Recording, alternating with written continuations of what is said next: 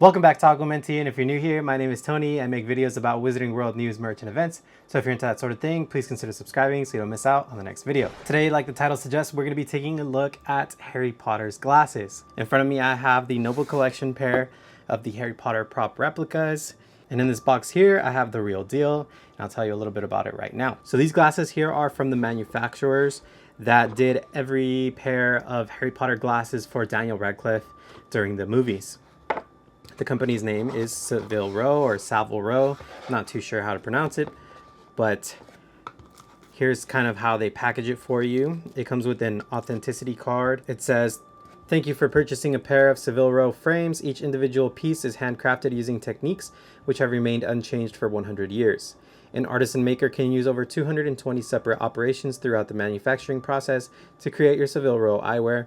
This card certifies that you are the owner of an authentic pair of Savile Row spectacles." And then I have a little authenticity number, 144/23. That might be that this is the 144th pair that they made in 2023. That's what I'm guessing. I have no idea if it actually means that. This is just information about your frames. Nothing too crazy in here. And they also give you an extra pair of some screws. So let's take these out.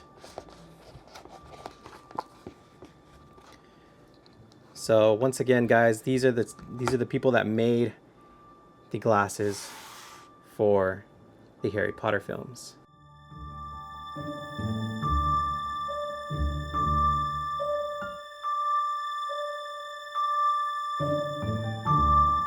You're a wizard, Harry.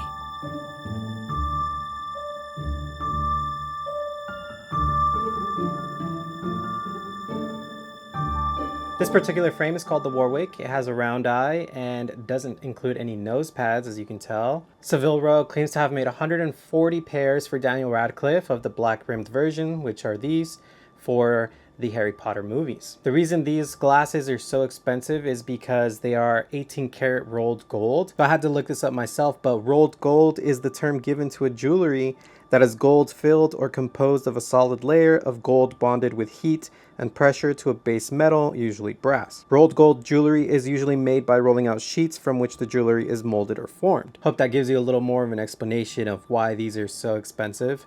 Essentially, these are designer glasses. So now what I want to do is take a comparison of how well the Noble Collection compares to the authentic prop from the movies. Now, the Noble Collection being a replica, this retailed at $50 US when it first launched. They now go over in value of a couple $1,000s. So, you know, you could find them in between, like starting around $1,000 to upwards of $2,000, anywhere in between. I purchased these for $1,200 on eBay, maybe a year or so back. I really wanted them. I was not sure when Savile Row was going to come back.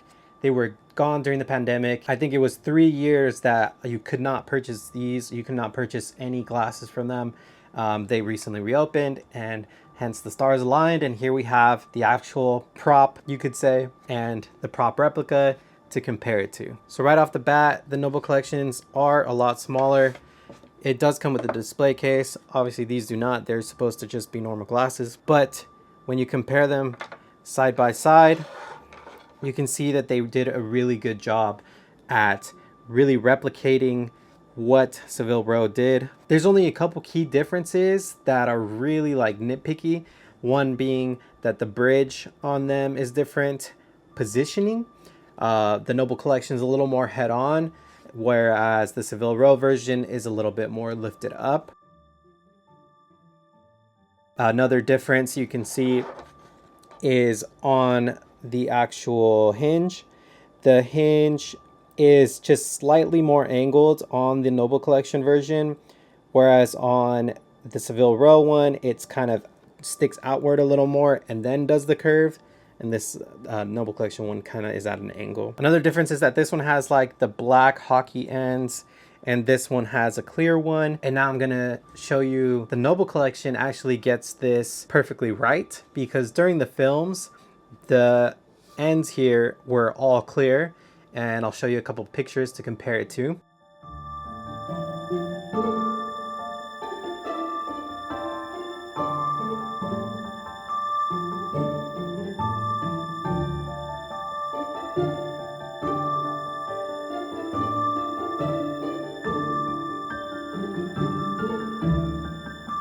think the decision and the change was made so that you couldn't really pass off a new pair for like an actual prop so that you can like auction it.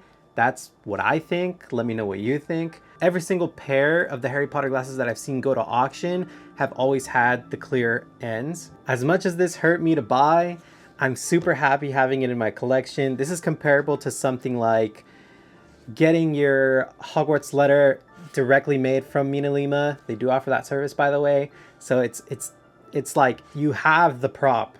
It just wasn't used in the movie, but it's the exact same thing. So super happy to have this in my collection.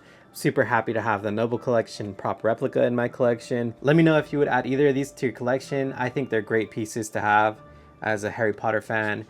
And stick around because now that I've collected all the Horcruxes, I will definitely be making a video on that.